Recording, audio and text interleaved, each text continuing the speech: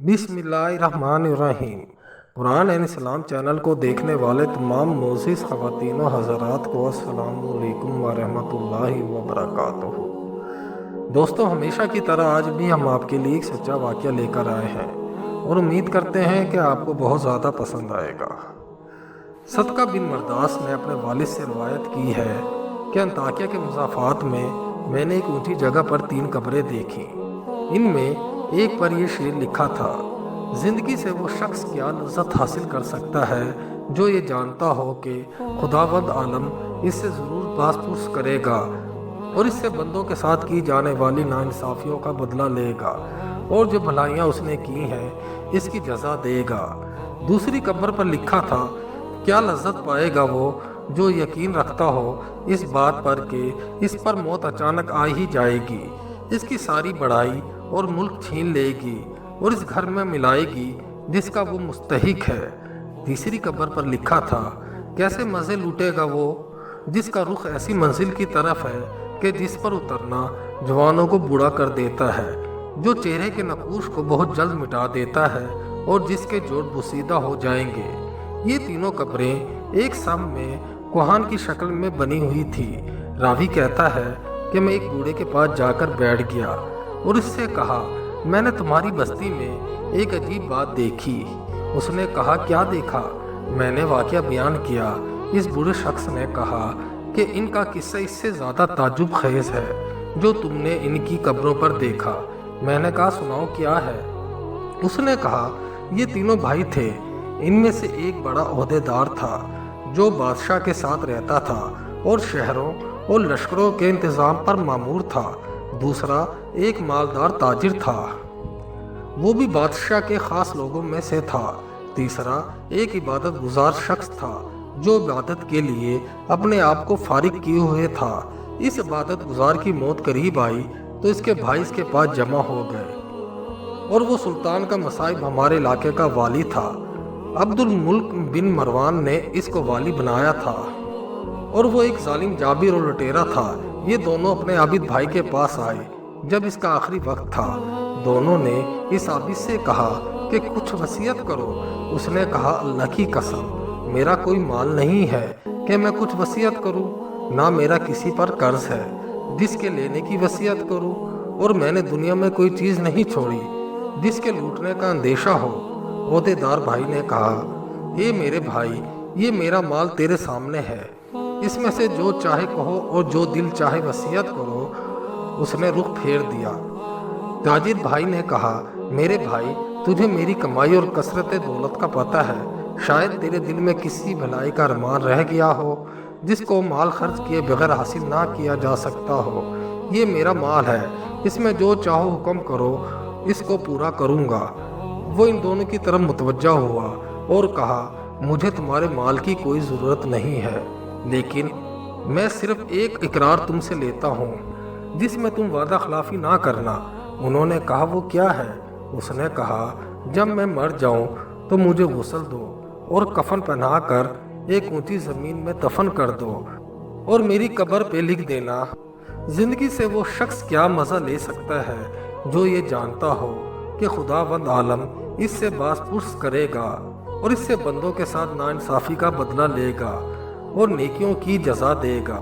जब ये काम कर दो तो रोज़ाना मेरी कब्र पे आया करना, शायद तुम्हें नसीहत नसीब हो। उन्होंने इसकी मौत के बाद ऐसा ही किया और इसका ओहदेदार भाई अपने लश्कर के साथ कब्र पर आता और उतर कर इन अशार को पढ़ता और रोता। जब तीसरा दिन हुआ तो लश्कर के साथ हस्बे मामूल आया और उतर कर रोने लगा। फिर जब वापसी का इरादा किया तो उसने कब्र के अंदर से धड़ाम की आवाज़ सुनी। करीब था कि इसका दिल इससे फट जाता। चुनाचे वो घबराहट और खौफ के साथ वापस हुआ। जब रात हुई तो उसने अपने भाई को ख्वाब में देखा और इससे पूछा, ए मेरे भाई, तुम्हारी कब्र से जो आवाज़ सुनी वो क्या थी? उसने कहा, वो हथौड़े की आवाज़ थी। मुझे कहा गया कि तूने मजलूम को देखा, फिर भी इसकी मदद ना की। चुनाचे वो शख्स सुबह गमज़दा उठा और अपने भाई को और दूसरे ख़ास लोगों को बुलाया और कहा, मैं समझता हूँ कि हमारे भाई ने जो अपनी कब्र पर शार लिखने की वसीयत की थी, اس کا مقصد مجھے تنبیہ کرنا تھا اور میں تمہیں گواہ بناتا ہوں کہ آئندہ میں تمہارے درمیان نہیں رہوں گا۔ چنانچہ اس نے عمارت چھوڑ دی اور عبادت میں مشغول ہو گیا۔ اور عبد الملک بن مروان کو اس بارے میں خط لکھا تو اس نے لوگوں کو حکم دیا، اس کو چھوڑ دو، جہاں چاہے جائے۔ چنانچہ وہ پہاڑوں اور صحراؤں میں رہتا رہا، یہاں تک کہ اس کی موت آئی، اور وہ چرواہوں کی ایک جماعت کے ساتھ تھا۔ اس کے بھائی کو خبر پہنچی تو وہ حاضر ہو گیا اور کہا، اے میرے بھائی، کوئی وصیت نہیں کرنی؟ اس نے کہا، کیا وصیت ہے؟ کوئی مال نہیں جس میں وصیت کروں، لیکن ایک وعدہ ہے، وہ یہ ہے کہ جب میں مر جاؤں تو میری قبر تیار کر کے مجھے میرے بھائی کے پہلو میں دفنا دینا اور میری قبر پر لکھ دینا۔ کیسے لذت پائے وہ شخص جس کو یقین ہو کہ بہت جلد اس پر موت اچانک آ جائے گی اور اس سے عظیم ملک اور تمام بڑائی چھین کر اس قبر میں اس کو ٹھہرا آئے گی جس کا وہ باسی ہوگا۔ پھر 3 دن تک میرے پاس آیا کرنا اور میرے لیے دعا کرو، شاید اللہ تعالیٰ مجھ پر رحم فرمائے۔ چنانچہ وہ مر گیا۔ اس کے بھائی نے اس کی وصیت پر عمل کیا۔ جب اس کی قبر پر تیسرے دن آیا، دعا کی اور رویا، پھر جب واپس ہونے لگا تو اس نے ایک شدید آواز سنی جس سے اس کی عقل زائل ہونے کے قریب ہو گئی اور وہ وہاں سے بے چین ہو کر لوٹا۔ رات کو اس نے اپنے بھائی کو خواب میں دیکھا۔ اس نے کہا کہ میں نے جب خواب میں اپنے بھائی کو دیکھا تو اس کی طرف لپکا اور اس سے پوچھا، کیا تم ہماری ملاقات کے لیے آئے ہو؟ اس نے کہا، ملاقات تو بہت ہی دور ہے۔ میں نے کہا، میرے بھائی، تیرا کیا حال ہے؟ اس نے کہا، خیریت سے ہوں۔ توبہ کتنی خوبیوں اور بھلائیوں کی جامع ہے۔ میں نے کہا، میرا دوسرا بھائی کیسا ہے؟ اس نے کہا، وہ تو نیک پیشواؤں کے ساتھ ہے۔ میں نے کہا، ہمارا کیا حال ہوگا؟ اس نے کہا، جس نے دنیا و آخرت کے لیے جو کچھ کیا ہے وہ دیکھ لے گا، بس تم اپنی مالداری کو فقیری سے پہلے غنیمت سمجھو۔ راوی کا بیان ہے کہ اس نے دنیا سے کنارہ کشی اختیار کر لی، اپنے مال کو تقسیم کیا، جائیداد بانٹ دی اور اللہ تعالیٰ کی عبادت میں لگ گیا۔ اس کا ایک بیٹا بڑا ہو کر ایک خوبصورت اور باکمال نوجوان بنا اور تجارت شروع کی، یہاں تک کہ تجارت میں ایک اہم مقام حاصل کیا۔ اس کے باپ کی موت قریب آئی۔ اس نے اپنے باپ سے کہا، ابا جان وصیت نہیں کرتے؟ اس نے کہا، اے میرے بیٹے، تیرے باپ کا کوئی مال ہی نہیں جس میں وصیت کرے، لیکن میں تجھ سے ایک وعدہ لیتا ہوں کہ جب میں مر جاؤں تو مجھے اپنے چچوں کے ساتھ دفنا دینا اور میری قبر پر یہ شعر لکھ دینا۔